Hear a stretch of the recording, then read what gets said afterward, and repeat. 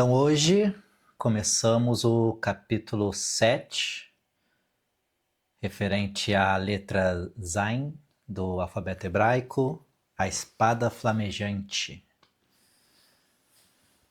Subtítulos também vai estar Netzah, a esfera Netzah, e embaixo Glaudius, o que eu acho que é uma grafia errada, deveria ser Gladius, que é justamente espada em latim.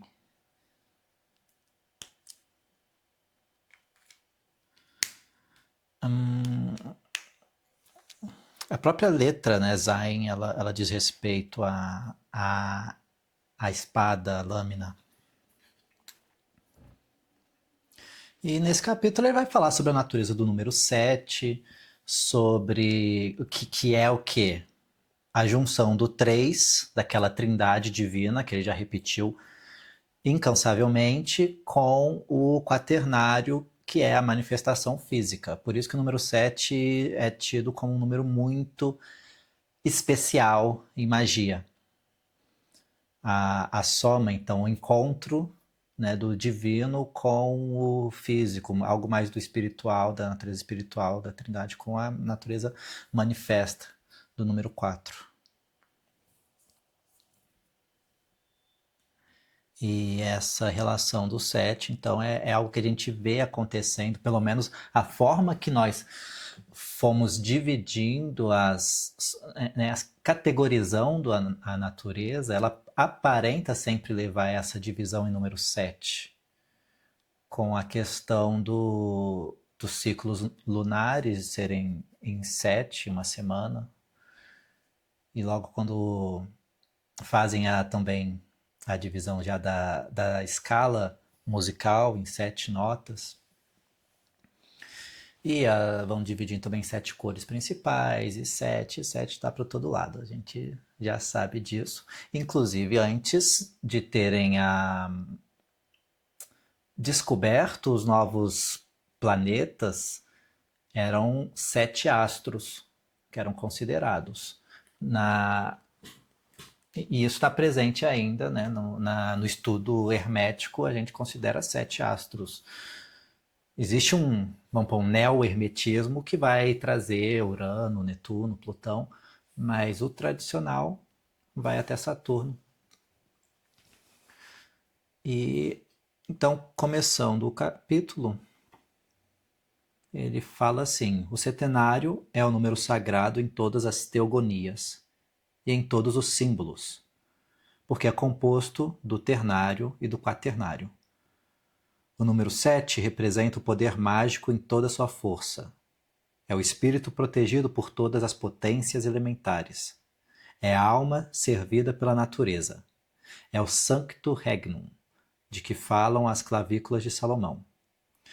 E que representa, no tarô, por um guerreiro coroado, trazendo um triângulo em sua couraça. E de pé em cima de um cubo, ao qual estão atreladas 2 esfinges, uma branca e outra preta, que puxam em sentido contrário e voltam a cabeça olhando uma para a outra. Este guerreiro está armado de uma espada flamejante e tem na outra mão um cetro rematado por um triângulo e uma bola. O cubo é a pedra filosofal. As esfinges são as 2 forças do grande agente, correspondente a Jaquim e Boaz, as colunas do templo. A couraça é a ciência das coisas divinas, que faz o sábio invulnerável aos golpes humanos. O cetro é a varinha mágica. A espada flamejante é o sinal da vitória sobre os vícios, que são em número de 7, como as virtudes. As ideias dessas virtudes e desses vícios eram figuradas pelos antigos, pelos símbolos dos 7 planetas então conhecidos. Lembrando que eles põem como planeta o Sol e a Lua. Tudo ia chamado aqui, quando ele fala os 7 planetas, está incluso Sol e Lua. Assim a fé, esta aspiração ao infinito, essa nobre confiança em si mesmo, sustentada pela crença em todas as virtudes, a fé que nas naturezas fracas pode degenerar em orgulho, representada pelo Sol, e a esperança, inimiga da avareza, pela Lua, a caridade, oposta à luxúria, por Vênus, a brilhante estrela da manhã e da tarde, a força superior à cólera, por Marte, a prudência, oposta à preguiça, por Mercúrio, a temperança, oposta à gula, por Saturno, a quem se dá uma pedra para comer ao invés dos seus filhos. E a justiça, enfim, oposta à inveja, por Zeus, ou Júpiter, vencedor dos titãs. Tais são os símbolos que a astrologia tira do culto helênico. Na cabala dos hebreus, o sol representa o anjo da luz, a lua, o anjo das aspirações, dos sonhos, Marte, o anjo exterminador, Vênus, o anjo dos amores, Mercúrio, o anjo civilizador, Júpiter, o anjo do poder, Saturno, o anjo das solidões. Micael, Gabriel, Samael, Anael, Rafael, Zacariel e Orifiel. Essas potências dominadoras das almas partilham a vida humana por períodos, que os astrólogos mediam sobre as revoluções dos planetas correspondentes. Como que você está sem microfone hoje, Chay? Hoje é só sobre astrologia. Inteiro capítulo é sobre astrologia. E ele vai falar muito dos planetas todos. De qualquer forma, não se deve confundir. Aqui tem já um ponto que eu não entendo muito bem quando ele fala: não se deve confundir a astrologia cabalística com a astrologia judiciária. Judiciária aqui no sentido do que diz ao juízo, eu imagino. Explicaremos essa distinção. A infância é votada ao Sol, a adolescência à Lua, a juventude a Marte e Vênus, a virilidade a Mercúrio e a idade madura a Júpiter e a velhice a Saturno. Entendeu? Tem muita coisa que eu fico. Eu fico muito. Não sei de onde ele tá tirando umas coisas aqui, muitas coisas aqui.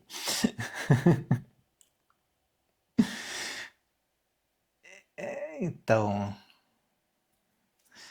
ora, a humanidade inteira vive sob leis de desenvolvimento análogas às da vida individual.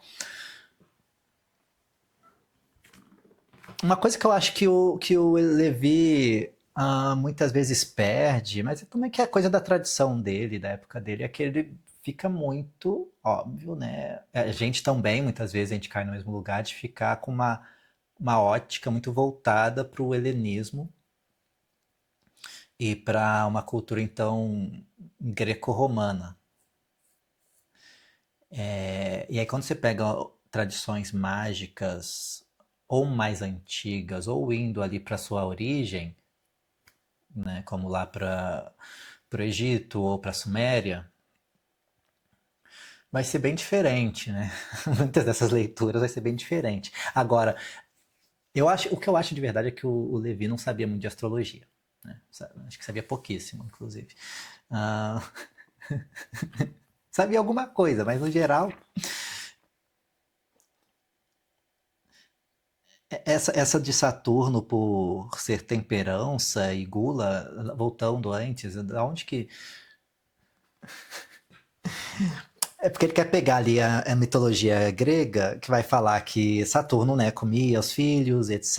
E aí a mãe, em algum momento, vai substituir para salvar Zeus, o neném Zeus. Ela dá uma pedra e Saturno engole a pedra, tendo como Zeus. Ele já tinha engolido os irmãos de Zeus, já tinha engolido Poseidon e Ares, né, Marte, etc.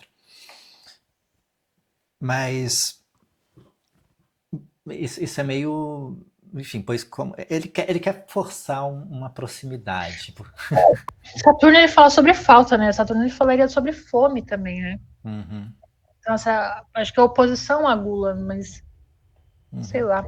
Ah, ele tá falando que os dois vão estar juntos, porque ele quer fazer, né? Vai ter um. Ele tá falando de 7 virtudes e 7 pecados. Que isso também já é uma coisa muito. Na verdade, relativamente recente. É um negócio que não é tão antigo assim. Então já é uma forçação. Já foi uma forçação criar 7 pecados. Isso daí já é um negócio de cristão, né? Não, então, a Paty me deu um livro que chama Bem Comportadas. E parece que originalmente eram oito pecados. Uhum. Eu O vi isso. oitavo que saiu era tristeza. Uhum. Olha interessante. Ah, você tava falando isso, né? No outro dia, eu acho. Foi você que falou isso no Stories ou eu vi em algum lugar? Em outro lugar? Tava até pra falar, eu vi alguém falando disso. É você mesmo, cara.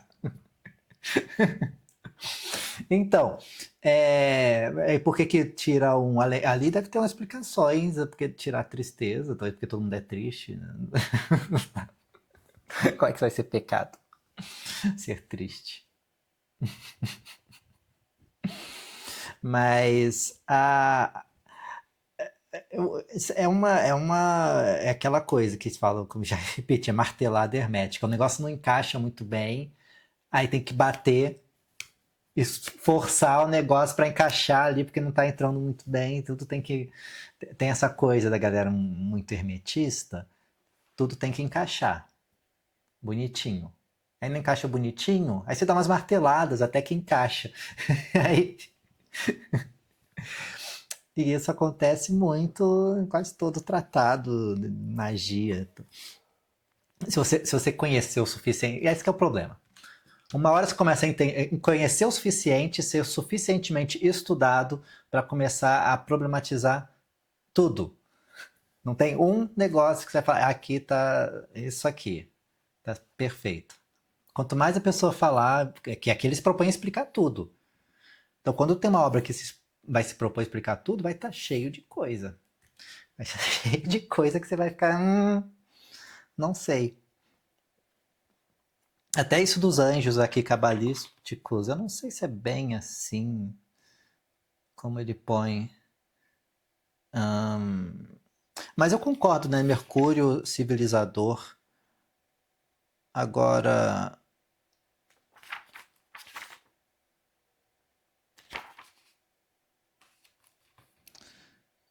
quando ele vai falar Saturno, o anjo das solidões, sem nenhum contexto, o que que é anjo das solidões? É o É, eremita, né? eu nunca tinha ouvido falar também de Orifiel, né? Também não conheço tanto assim.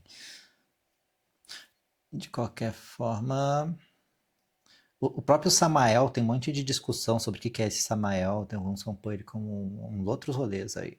Mas tá. Muitas vezes sim, como um anjo. O, o Google diz que Orifiel pode ser ou Uriel. Deve ser algo Uriel. Orifiel. Pra mim, o Uriel seria o Anael. Pesquisa o Anael, se não.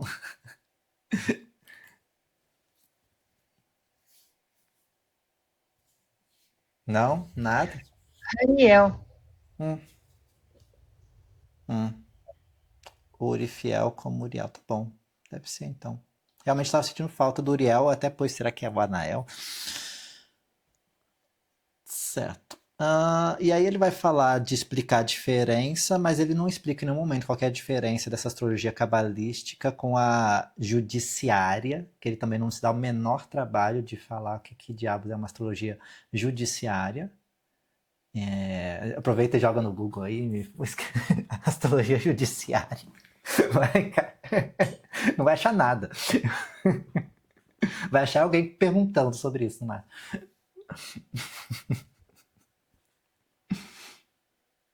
Ó, Ah, pior que tem, ó, meu, tem. Olha, legal. é o ramo histórico da astrologia focado em prever eventos e destinos de reinos, reis e nações através de estudos. Ele tinha muito isso, né? Porque a astrologia era muito Ah, mas usada para. seria a astrologia tradicional, né? Não é? Mas É, só que, é só que, tradicional. só que é específica para o que trata de dos bacanos, da elite. Hum. Aí, então ele vai continuando aqui. Tá. A humanidade vive sob as leis de desenvolvimento análogas às leis da vida individual. É sobre essa base que Tritemo era um monge que foi mestre do Agripa e do Paracelso, e ele escreveu algum tratado que anotei até, fui pesquisar, As Sete Causas Secundárias das Inteligências Celestiais. E aí esses monges místicos, esotéricos, né, da período assim medieval, até um pouco depois, eles tinham, né, esses estudos de astrologia, de cabala, de todas essas coisas. E ele era um desses monges, monges magos, monges bruxos, enfim. E ele estabelece na sua clavícula profética dos sete espíritos de que falamos anteriormente, e por meio da qual se pode, seguindo as proporções analógicas dos acontecimentos sucessivos, predizer com certeza os grandes acontecimentos futuros e fixar adiantadamente, de período em período, os destinos dos povos do mundo. Isso seria a astrologia judiciária. Né? Acho que a astrologia cabalística, o que ele quer dizer é quando ela é simbólica. A judiciária é essa tradicional que vai falar de futuro, vai falar de leituras, de previsões, etc. A cabalística é uma coisa simbólica, né, de interpretar. Sempre que ele usa cabalístico, ele quer falar o sentido oculto. Ele vai falar cabalístico.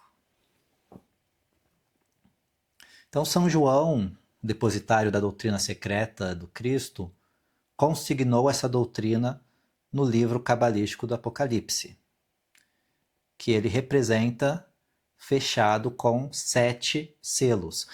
O Apocalipse ele também, né, diversas vezes traz o número 7. E é uma sequência. Eu não lembro qual que é a ordem, mas você tem os 7 cálices, as 7 trombetas, os 7 selos, e sempre vai seguindo, né? Cada um vai sendo ativado até chegar no último, e aí o último ele ativa a série seguinte. São 3 ciclos de 7 que tem no livro de Apocalipse. Se eu não me engano, o primeiro é os 7 cálices. Acho que o selo. Agora não lembro se o selo é o primeiro ou o último. Não lembro. Não fiz o dever de casa. Mas é isso. O sétimo de um deles é o começo do próximo ciclo. E cada um deles vai mostrando um processo. Se você vai ler Apocalipse literalmente, tá falando, né, fim do mundo e coisas vindo, e catástrofes e outras milhões de figuras hieroglíficas surgindo. E acha-se aí os 7 gênios das mitologias antigas, com as copas e espadas do tarô. Que eu lutei para entender essa frase e também não compreendi. Que se acha no livro do Apocalipse os 7 gênios das mitologias antigas com as copas e espadas. Sei, bom, a copas e espadas são os dois naipes, acho que tem mais, tem um simbolismo muito forte e muito antigo. Você vai ter o cálice, né, o feminino, a espada, o masculino, e a união deles acontece em quase todo tipo de cerimonial místico e ritos antigos, de colocar uma adaga num cálice. A adaga, né, ou espada como símbolo fálico e o cálice como um útero. Mas Enfim, não entendi a colocação da frase dele aqui. E o dogma escondido sob esses emblemas é a pura cabala, já perdida pelos fariseus na época da vinda do Salvador. Os quadros que se sucedem nessa maravilhosa epopeia profética, ou seja, no Apocalipse, são pentáculos de que o ternário, o quaternário, o setenário e o dudenário são as chaves. As suas figuras hieroglíficas são análogas às do livro de Hermes. O livro de Hermes é o tarô. Então, as figuras presentes no Apocalipse são análogas a várias figuras do tarô e da Gênese de Enoque. Para nos servir do título arriscado que exprime somente a opinião pessoal do sábio Guilherme Postel. Eu tentei achar a que texto do Guilherme Postel ele está se referindo, não encontrei. Mas é um outro desses místicos também, da época aí de 1500 e tanto, que escreveu várias e várias obras. Mas se você ler Apocalipse, ele está assim, né? Sempre vão seguindo milhões de questões de números cabalísticos e as suas simbologias de forma codificada. Você vai ter, então, por exemplo, em quaternário no Apocalipse tem os 4 cavaleiros, né? Do Apocalipse. O setenário vai ter esses que eu já falei, dos selos, do cálice, das trombetas. O dudenário vai ter as 12 estrelas sobre a cabeça da mulher, né? Coroando a mulher que pisa na serpente. E aí você... então sempre tem... É carregado com esses simbolismos numéricos, cabalísticos. O querubim, ou touro simbólico que Moisés coloca à porta do mundo edêmico, ele sempre tem... Ele gosta de falar dessa maneirinha, né? O que ele quer falar? O anjo que está na frente do Jardim do Éden. Era isso que ele podia ter escrito. E aí ele fala... Em vez de falar o anjo do Jardim do Éden, que guardou, né, a porta, a entrada do Jardim do Éden, ele vai falar o querubim ou touro simbólico que Moisés coloca à porta do mundo edêmico e que tem na mão uma espada flamejante. É uma esfinge, tendo um corpo de touro e uma cabeça humana. É a antiga esfinge assíria, de que o combate e a vitória de Mitra eram a análise hieroglífica. Essa esfinge armada representa a lei do mistério que vigia a porta da iniciação para desviar os profanos. E quando ele fala vitória de Mitra, então, novamente, é uma referência, né, a esse deus Mitra, que era um deus principal do culto romano por muitos anos, antes do cristianismo, também muito venerado no Oriente Próximo, né? Até na Índia você vai ter também Mitra, esse ser solar, e no mito dele ele derrota um touro.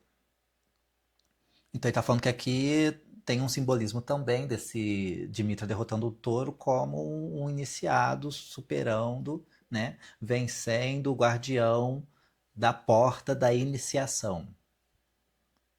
Sendo o Éden, então, o local da iniciação, pois lá está presente a árvore da vida, justamente. Então, acessar a árvore da vida, você atravessa um guardião com a espada flamejante, piripi, papapá. Essa história. Voltaire, que nada sabia disso tudo, riu muito ao ver um boi armado de espada. Ele de novo está alfinetando Voltaire, isso já aconteceu antes, porque Voltaire era ateu. Trouxe todo dos primeiros, né, filósofos que vai inaugurar assim um ceticismo, né, direto, né, atacando todas as coisas espirituais.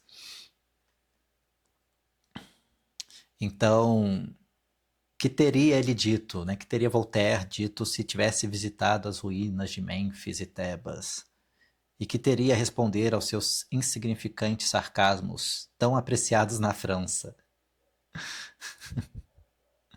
Ai, ai. O querubim de Moisés representa também o grande mistério mágico de que o setenário exprime todos os elementos, sem todavia dar a última palavra. Esse verbo inenarrabile,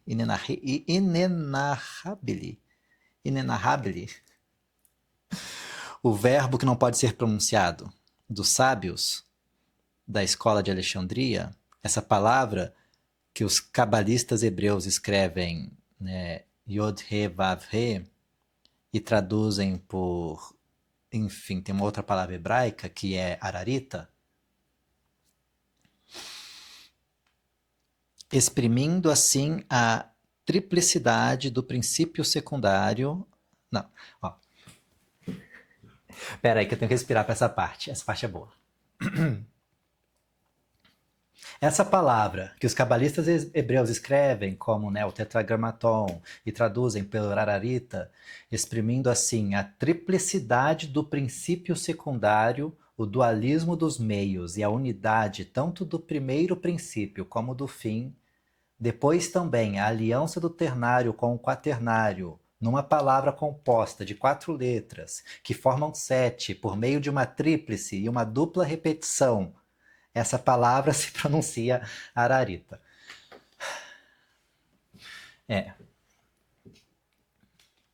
Ele gosta de fazer, de brincar. O que ele está falando é que ararita traz uma interpretação setenária do quaternário presente no tetragrama.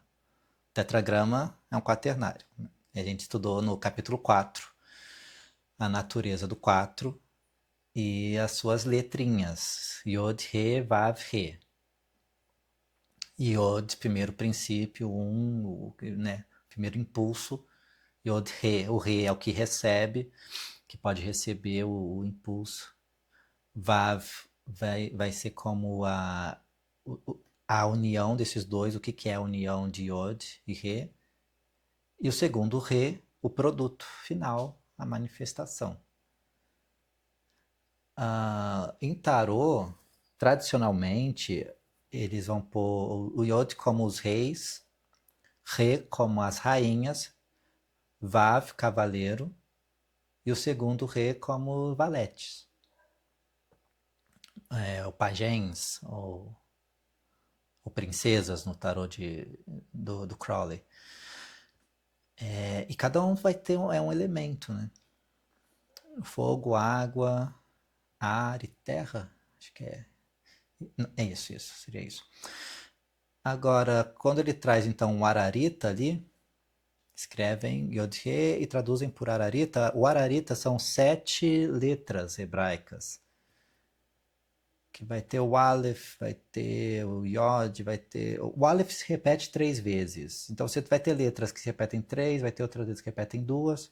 Você tem essa divisão em 7. Então o que ele está falando é que ele está explicando a divisão das letras da palavra. Se vocês tiverem o livro, deveriam ter, ou pelo menos o PDF, você vê como está a grafia do negocinho aqui, ó. Ali, ó. Tá vendo? As letrinhas são essas letras que ele está falando que elas exprimem assim a triplicidade do princípio secundário. Princípio secundário a questão é o próprio dualismo, é a segunda parte, né? Quando tem os dois já. O dualismo dos meios e a unidade tanto do primeiro princípio como do fim. O primeiro princípio é uma unidade, o fim é uma outra unidade. A aliança, então, do ternário com o quaternário. E aí, então, a palavra ararita vai ter um primeiro conjunto de 4 letras e depois outra parte de 3 letras. E aí você vai ter que pesquisar, porque a palavra ararita, ela é usada em tradições ocultistas, esotéricas, como uma forma de falar o nome de Deus. E aí você tem um estudo gigantesco e valores numéricos, gemátricos, etc. Diz que isso aí dá algumas horas de conversa para tentar entender o que se tratou Ararita. Aqui ele só joga para você e meio que faça a sua pesquisa, o seu dever de casa. Mas tradução do Ararita, ele seria como é que fala? Um nome, até não tive em algum lugar algo sobre ela. Porque eu, aqui, um notaricon, que é tipo um acrônimo. É um resumo, cada letra ali é uma palavra. É a primeira, é a inicial de uma palavra, que se traduz como um é o seu princípio, um é a sua individualidade e uma é a sua permutação. Falando sobre a natureza de Deus. Considerado uma palavra de poder no ocultismo. As letras é o. Até vai ter aqui as palavras, cada uma delas. Né? Achei. Nossa, tem milhões de artigos. Sintam-se à vontade para pesquisar sobre. A, vi... a virtude do setenário é absoluta em magia, porque o número é decisivo em todas as coisas. Por isso, as religiões o consagram nos seus ritos. O sétimo ano entre os judeus era jubilar. O sétimo dia consagrado ao repouso e à prece. As 7 sacramentos, etc. 7 cores do prisma, 7 notas musicais, correspondem também aos 7 planetas, isso é, as 7 cordas da lira humana. O céu espiritual nunca mudou, e aqui ele vai fazer essa definição. Ele vai chamar essa coisa de como se vê a astrologia antiga, né? Porque a gente até viu antes, aqui ele já sabia que existia, já tinha descoberto Urano, né? Já tinha conhecimento de um planeta a mais. E por isso que ele vai falar, então, os 7 planetas dos antigos. Também porque os antigos consideravam Sol e Lua como planetas.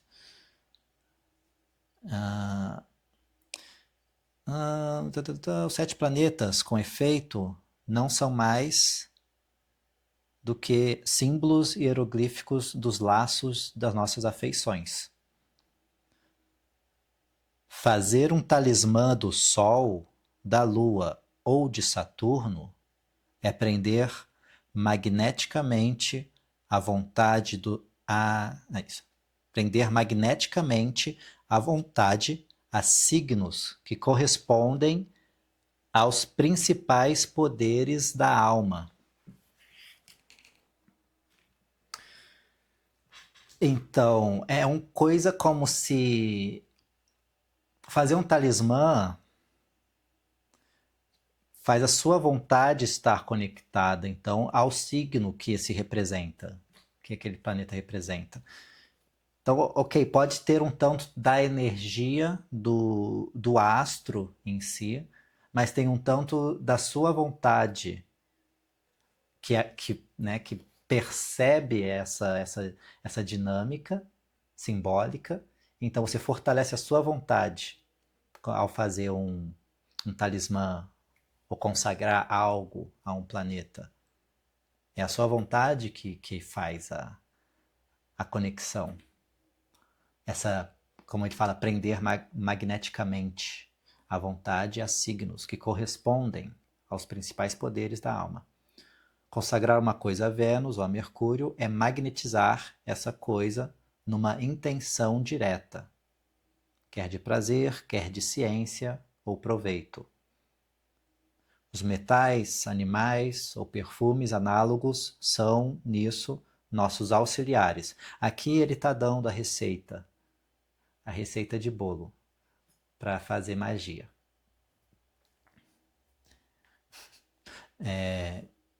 Os animais mágicos são, entre os pássaros, correspondentes ao mundo divino, o cisne, a coruja, o gavião, a pomba, a cegonha, a águia e a polpa. Entre os peixes, correspondentes ao mundo espiritual ou científico, a foca, o oelerus, o lúcio, o timalo, o mugem, o delfim e a ciba. Ele vem com os nomes que ninguém mais usa, né?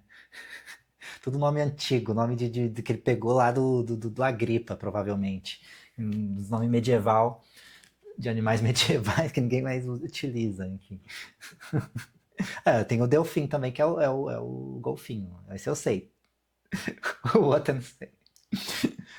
E entre os quadrúpedes, correspondente ao mundo natural, mas aqui é bem resumido, porque daí muito mais. Se você pegar até o livro do Agripa, vai estar um pouco mais completa essa lista. Se você pegar o livro O Crowley no Liberaba, que é publicado pela Penumbra, aqui no Brasil, tem uma lista enorme de correlações dessas coisas aqui. Os quadrúpedes, então, ele está falando leão, gato, lobo, bode, macaco, viado e a topeira. Ufa, finalmente algo que a gente entende. O sangue, a gordura, o fígado e o fel desses animais servem para os encantamentos. O cérebro se combina com os perfumes dos planetas e é reconhecido pela prática dos antigos, que possuem virtudes magnéticas correspondentes às 7 influências planetárias. Os talismãs dos 7 espíritos se fazem, quer em pedras preciosas, tais como o carbúnculos, o cristal, o diamante, a esmeralda, a ágata, a safira e o ônix, quer nos metais, como o ouro, prata, ferro, cobre, mercúrio fixo, estanho e o chumbo. Os signos cabalísticos dos 7 espíritos são o Sol, uma serpente com cabeça de leão, que curiosamente é o símbolo do demiurgo, né? Para a Lua, um globo ocupado por 2 crescentes, aquele símbolozinho que a gente conhece muito na Wicca. Aqui, hoje em dia, a gente já pensa em Wicca, geralmente, mas enfim, é um símbolo muito mais antigo. Aqui é o círculo com as crescentes laterais. Para Marte, um dragão mordendo o cabo de uma espada. Para Vênus, um lingam. Para Mercúrio, o caduceu hermético e o sinocéfalo. Sinocéfalo é uma figura humanoide com cabeça de cão. Seria tipo um Anubis. Para Júpiter, o pentagrama flamejante nas garras ou no bico de uma águia. Para Saturno, um velho coxo ou uma serpente enlaçada ao redor da pedra helíaca. E aí lá fui eu tentar encontrar o que diabos é uma pedra helíaca. O capítulo em si tá fácil, a questão é que ele vai trazendo uns termos que não existem em lugar nenhum. E você não acha, eu procurei, pedra helíaca, não tem. Não tem. Vai falar uma coisa de um animal, não sei o quê. O que eu, meditando a respeito, cheguei é que. E também não é tão importante assim. Mas eu acho que ele está falando de uma serpente rodeando. É tipo a serpente abraçando o ovo, aquela imagem. É isso que ele está chamando de pedra helíaca? Será? Eu fui pesquisar helíaca e a origem da palavra helíaca e também não me deu muito por convencido do que ele quer dizer. É referente a algo. Quando você pesquisa helíaco,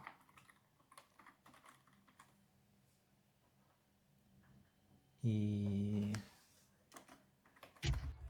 Aqui aparece coisa da astronomia. O nascimento helíaco marca o retorno de uma estrela ao céu matutino após um período invisível. tipo, Vênus seria um astro helíaco. É isso, assim, aquele algo que surge com o nascer ou pôr do sol. Mas daí uma pedra ilíaca não tem um, não quer dizer nada para mim. E aí uma serpente em volta, enfim. De qualquer maneira, seguimos, porque também a verdade é que não é tão relevante. Porque você vai pegar isso aqui, quase nenhum desses símbolos é tão assim. Você tem milhões de outros símbolos sobre qualquer um deles. Uma simples foice é um símbolo de Saturno. A questão que ele está trazendo de fato, o que é relevante é todas as coisas vão ter então uma analogia que culmina nos planetas. Os planetas vão ser o amálgama desse simbolismo. Então, se você quer fazer um tipo de magia específica, alguma coisa, por exemplo, ó, vamos ver. Pensei aqui num caso. Você tem o carro do ovo. Você é o dono do carro do ovo que passa na sua rua. Consagra o carro do ovo para Mercúrio. Porque o Mercúrio vai dizer ao comércio, vai dizer a comunicação, então, e a viagem, ao transporte. Então você tem uma vantagem teria se você carregar um talismã de Mercúrio no seu carro do ovo. Consagra a chave do carro, consagra o carro inteiro logo, por que não, né? Aí, então é mais ou menos essa a dinâmica. E como consagra, ele não explica direitinho, mas acredito que no ritual ele até dá umas dicas. A questão é toda muito simples, é direção de vontade. Você se carrega de simbolismos e invoca, igual você faz uma oração. Essa é a coisa que, eu não sei, ele põe tanto mistério e segredo em cima do rolê, quando na verdade, basicamente, uma consagração é fazer uma oração a um planeta falando que você quer que ele seja isso. Aí você põe alguns acessórios extras. Você faz um dia propício, o dia de Mercúrio vai ser quarta-feira. Você pode pesquisar um horário propício. Você pode, enfim, jogar Mercúrio líquido em cima. Não, não. Tô brincando. Você, enfim, é isso, né? É muito simples essas coisinhas. Porque no final é a sua vontade, é a sua, entendeu? Determinação, a sua força que vai pôr, imantar algo com uma energia ou não. É uma pedra, pode ser. Hum, pode ser. Talvez na anatomia tenha uns cristais de. Mas seria uma. Mas aí, ó. É uma pedra com ponta, talvez na anatomia temos a crista ilíaca, que é osso da bacia, onde temos uma protuberância. Mas aí a serpente em volta. E o que, que isso tem a ver com Saturno? Eu ainda tenho minhas dúvidas, Léo. Tem muita coisa que ficou datada aqui. Pode ser que ele tenha pego de alguma referência lá da época dele. Inclusive esse monte de animal aqui. O que o Eliphas Levi consultava? Eram uns manuscritos medievais, umas coisinhas da época da Renascença, um tanto de também conversas que se passava de boca em boca. Tanto que você vai ver que algumas vezes ele troca as coisas, ele erra a palavra, a grafia das palavras, às vezes ele erra também a relação. Lá no capítulo 2, por exemplo, ele fica invertendo qual que é a coluna Jaquim, qual que é a Boaz. Então, tem muitos erros. Ele comete vários enganos e vários erros também. Os fanboys vão falar que são propositais, óbvio. E tá despistando o profano.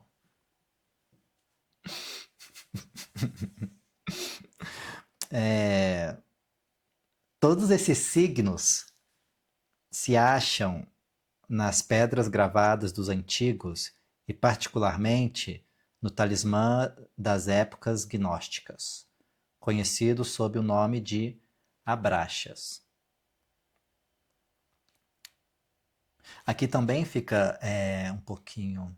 Ele está falando que o talismã que os gnósticos, o que dá para entender aqui, do jeito que ele falou, leva a entender que ele está chamando os talismãs dos gnósticos de abraxas, e não a entidade gravada no talismã. Não é isso que ele falou? Ó. Se acham nas pedras gravadas dos antigos, particularmente nos talismãs das épocas gnósticas, conhecidos sob o nome de abraxas. Agora, o abraxas em si, já que ele trouxe, ele tem uma carga simbólica muito grande também. O nome abraxas, tanto na grafia, né, em português, enfim, como no grego, o latim e etc., são 7 letras. E 7 letras também para representar todo esse simbolismo do 7, mas principalmente do ciclo, né, de 7 dias da Lua. E o cálculo numerológico, né, a somão dos números em grego, de abraxas, você tem 365, que são, né, os dias do ano. E essa entidade é aquele com uma cabeça de galo, ele está segurando um escudo e um chicote, e tem 2 perninhas de serpente, assim. Esse abraxas, que está presente em vários talismãs que foram encontrados por todo lado, onde tinha gnóstico praticamente, mas tem uma tradição mais que seguia mais a questão do abraxas,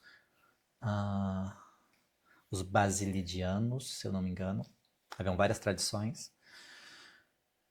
E aí abraxas é tido como, para alguns, uma entidade mesmo, para outros como uma figura simbólica a estudar, né? Ele junta vários conceitos, que é o conceito do templo, do tempo e dos ciclos.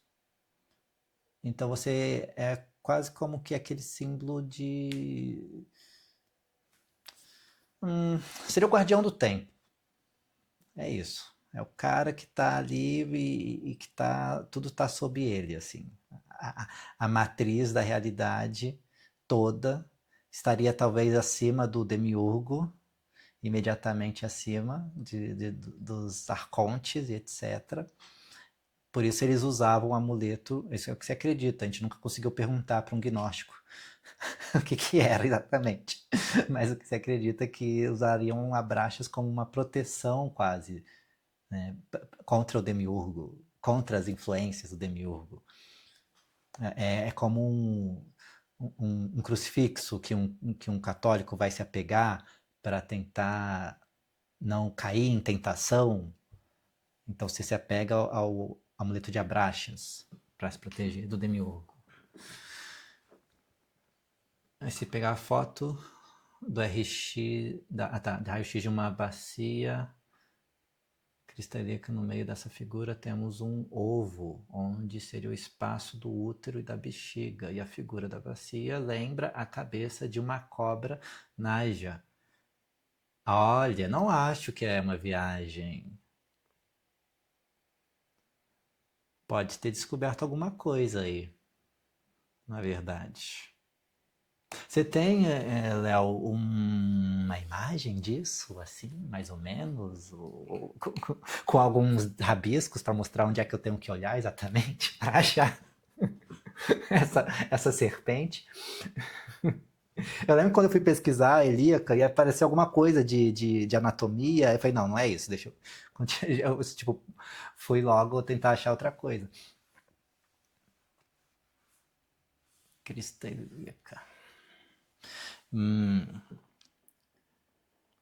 E aí, continuando, então, enquanto isso, ó, na coleção dos talismãs de Paracelso, Júpiter é representado por um padre com hábito eclesiástico. E no tarô, é figurado por um grande hierofante vestido com a tiara de 3 diademas, tendo na mão a cruz de 3 braços, formando o triângulo mágico e representando ao mesmo tempo o cetro e a chave dos 3 mundos. Resumindo tudo o que dissemos da união do ternário e do quaternário, teremos tudo o que nos restaria dizer do setenário, essa grande e completa unidade mágica composta de 4 e 3.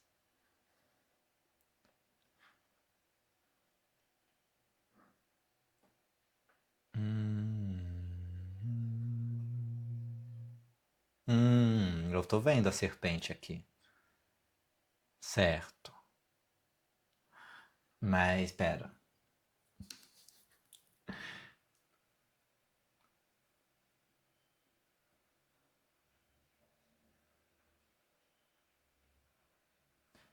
É. Uhum. Dá pra ver tudo isso. Você não está viajando, dá pra ver.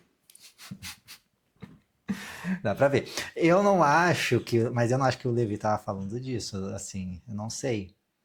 Pelo menos ele podia estar falando sem saber que estava falando disso, talvez. Porque, assim, muito desses símbolos, eles vêm de uma leitura da anatomia humana. Muitos, muitos, muitos, muitos. A própria, o próprio Anki, esse é um bem manjado já. Sabe aquela cruz egípcia? A Anki é um falo e uma vulva, né? E você tem uma união ali, uma representação. Pode ser o próprio, na verdade, e para outras pessoas, inclusive, vai ser, na verdade, apenas o conjunto do órgão reprodutor feminino. Porque aí você tem, então, o canal vaginal, o útero, e as 2 hastes para os lados seriam os ovários. E, então, tem um tanto desses simbolismos. Tem, como é que é? O olho também de Horus, tem gente que vê ele numa. Quando você corta o cérebro ao meio, e aí você pega ali, você consegue ver os pontos das linhas do olho de Horus, indicando vários lugares do cérebro. Tem umas questões assim, com a glândula pineal, com as glândulas, com não sei o que. Às vezes é aquela martelada hermética, na verdade quase sempre. Aquilo que a gente. Mas é interessante, né? Todos esses estudos. Eu acho graça das pessoas que falam muito a sério isso com toda certeza. Não tem como falar com toda certeza essas coisas, porque você nunca achou um texto egípcio falando isso. E não tem um sacerdote egípcio para a gente perguntar diretamente. Agora, pode ser. Agora, aparece, hein? Joguei aqui no Google, olho de Horus cérebro. Aparece. Eu acertei, eu estava aqui puxando da memória muito vagamente. Algo assim que eu vi muitos anos atrás. Nossa, que bom. Perigando queimar a língua. Porque eu lembro dele ter uma relação com alguma coisa. Mas parece muito. E os egípcios, eles eram muito. Todos os povos antigos. É que a gente fica menosprezando a galera de antigamente. Mas toda essa galera era muito. Conhecia tudo. Todos esses rolês. Eles tinham muito tempo. Eles não tinham celular. Os caras subiram uma pirâmide, né? Não tinha esse tanto. Um sacerdote egípcio, ele podia fazer o que ele quisesse. O que ele quisesse. Ele queria pegar corpo ali para abrir, para ver o que ele fazia. Ele fazia o que quer com quantos corpos ele quisesse. Ah, mas para que você quer? Porque Deus quer. Ele falava, acabou. O cara estava acima da lei. O sacerdote estava acima do faraó. O faraó era uma fachada. O faraó era uma figura que protegia o sacerdote, né? Quem ia pagar a conta se as coisas dessem errado era o faraó. O sacerdote punha uma pessoa ali e ficava ele, ó, ele que é o representante aqui, ó, ele é um Deus encarnado aqui, tá na conta dele. Então, o faraó, ele tinha as mãos atadas, né, pelo clero egípcio. Quem ditava mesmo, de verdade, era isso. Tanto que quando vem o faraó, o qual é o nome daquele? O pai do Tutankhamon? Não lembro. O pai do Tutankhamon, ele é o que faz a reforma e tira todos os deuses e fala não vai ter mais nenhum outro deus, só vai ter Atom, e é só ele, o grande deus Atom e tal. E isso, Akhenaton, mas o Akhenaton é porque ele mudou o nome dele depois, quando ele, né, tem o despertar dele da iluminação e fala não há outros deuses, apenas um, ele muda de nome e põe no nome dele Akhenaton, que vai ter algum simbolismo como, sei lá, filho de Atom ou alguma coisa assim. Isso.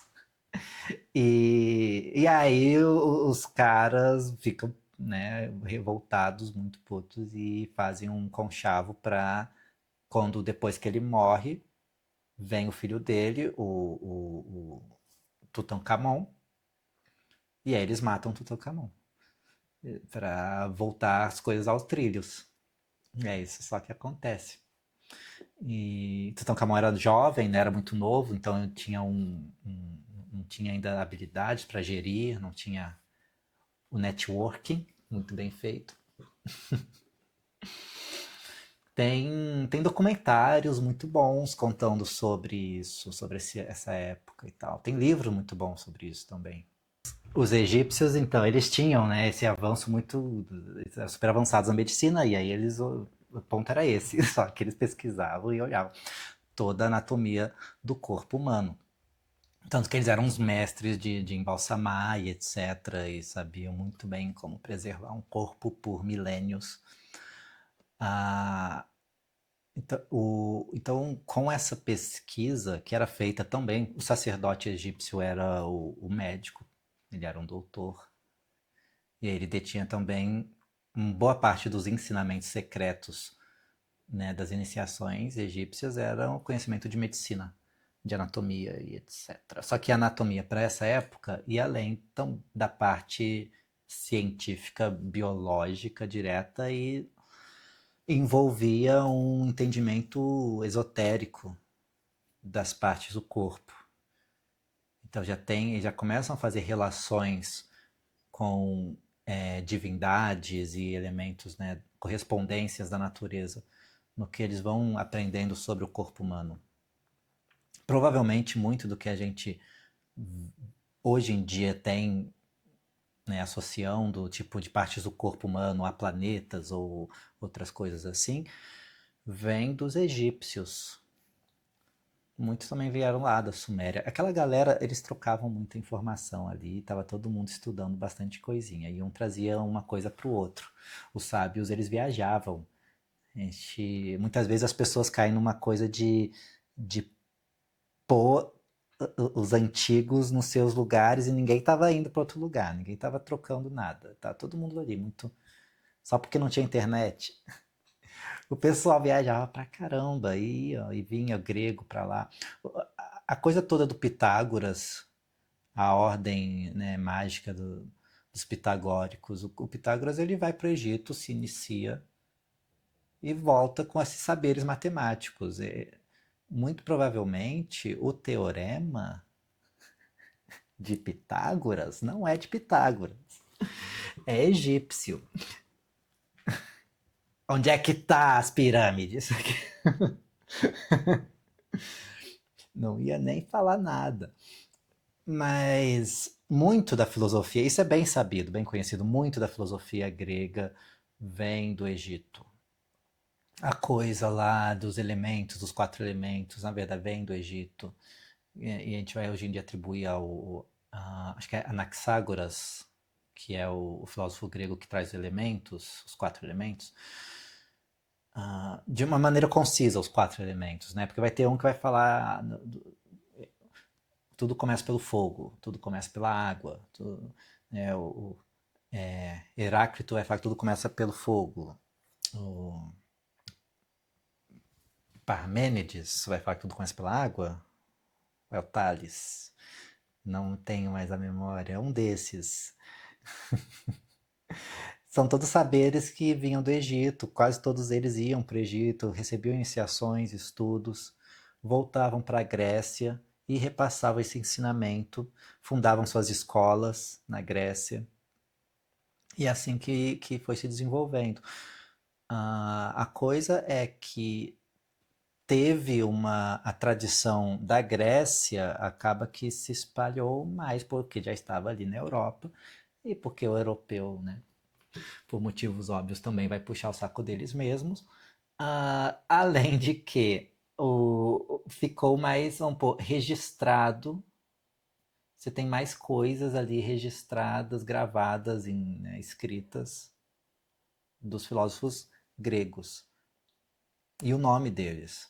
Você não tem um filósofo egípcio, assim, sabe? De falando aqui de, sei lá, 2.500 anos atrás, 3.000 anos atrás, você não tem muitas coisas, né? De nomes de pessoas para tipo, como referência, a não ser figuras míticas, como Tote, seria uma dessas figuras, alguém que esteve na Terra e trouxe os saberes. Mas, enfim, aqui a gente termina o sétimo capítulo com seu simbolismo todo da sua potência sétima e o próximo então vem no 8, que é a realização. E estaremos aí na semana que vem.